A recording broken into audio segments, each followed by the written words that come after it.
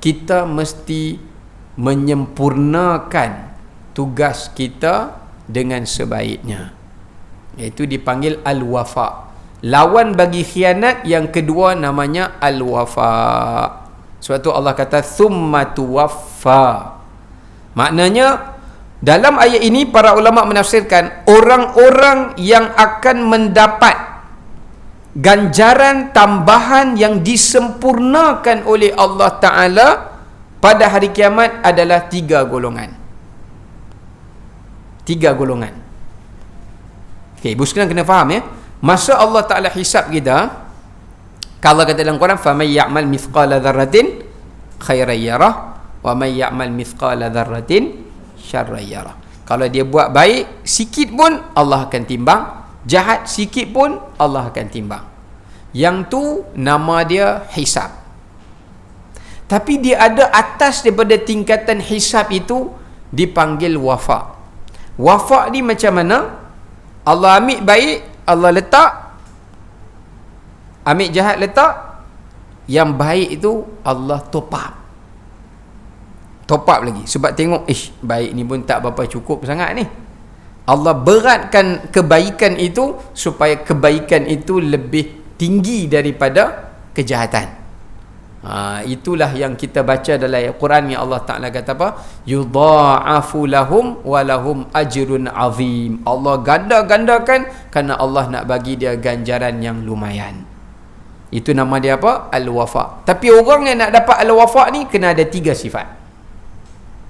Kalau balik ke akhirat tak ada 3 sifat ni, tak dapat. Ya, 3 sifat ni dia tak dapat. Tapi kejahatan Allah tak gandakan lah, sebab Allah adil. Itu hisab. Ya. Cuma yang baik ni macam mana ni? Yang Allah kata thumma tuwaffa, kami akan sempurnakan segala kebaikan itu dengan kami tambahi, tapi untuk kejahatan kami tidak menambahi. Okey. Yang pertama, adil. Kena adil dalam semua perkara.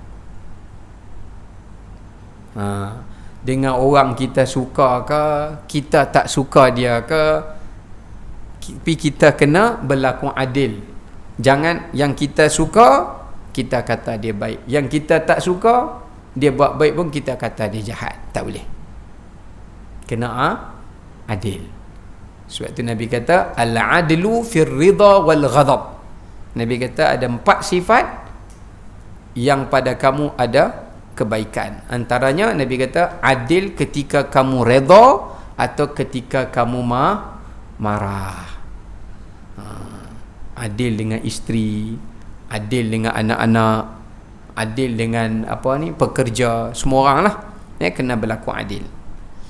Yang kedua, orang yang Allah Ta'ala sempurnakan itu adalah orang yang itqan ataupun ihsan.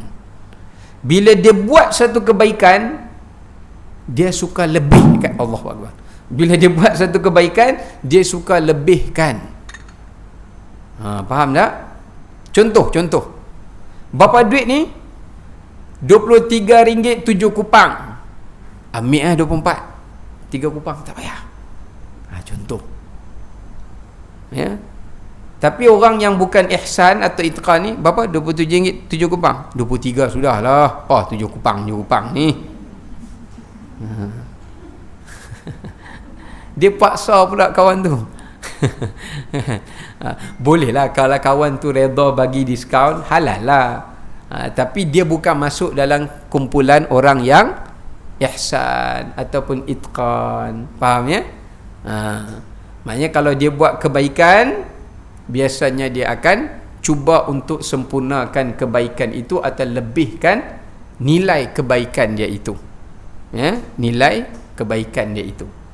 Macam Sayyidina Abu Bakar, kalau dia sedekah ke orang miskin, dia bagi makan, dia kata ini untuk makan pagi kamu, kemudian dia bagi pula yang ni untuk makan petang kamu.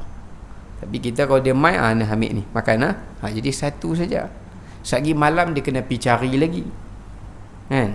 Lagi malam macam mana? Cari orang lain pula lah. Ya? Itu contoh. Itu dipanggil ihsan.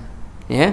Maknanya kita itqan maknanya bersungguh-sungguh buat. Sebab tu kalau apa ibadat kita buat sungguh-sungguh, kita tak berkira dengan Allah, Allah tak akan berkira dengan kita. Yang ketiga, jujur. Ini yang nak kaitkan dengan sifat khianat itu tadi. Orang yang jujur macam mana? Contoh orang yang jujur di dalam perniagaannya, ketika dia menimbangkan, Allah kata wailul lil mutaffifin, orang yang menipu di dalam timbangan dia. Maknanya konklusi dia jujur, ya, dia kena jujur dengan isteri, ya. Antara jujur dengan isteri apa dia? Alhamdulillah abang naik pangkat, adalah gaji naik, jadi oleh kerana naik, abang akan tambahlah sikit belanja kamu. Tapi biasanya, bang, macam mana? Tak tahulah, 20 tahun tak naik gaji. Padahal naik, dia senyap. Maknanya, bila minta pula, bang, saya nak sikit. Allah, banyak dah belanja ni, kalau boleh potong, bukan naik. Ya? Padahal dia ada lebih. Yang lebih tu dia simpan untuk apa? Untuk nombor satu lagi. Untuk satu lagi. Dia ada perancangan masa depan. Jadi makna kata dia tak jujur dengan isteri dia, ya. Sebab tu penting dalam apa urusan kita, kita kena jujur, ya. Kerana kalau kita jujur, Allah SWT akan sempurnakan ganjaran itu kepada kita pada hari kiamat. Baik.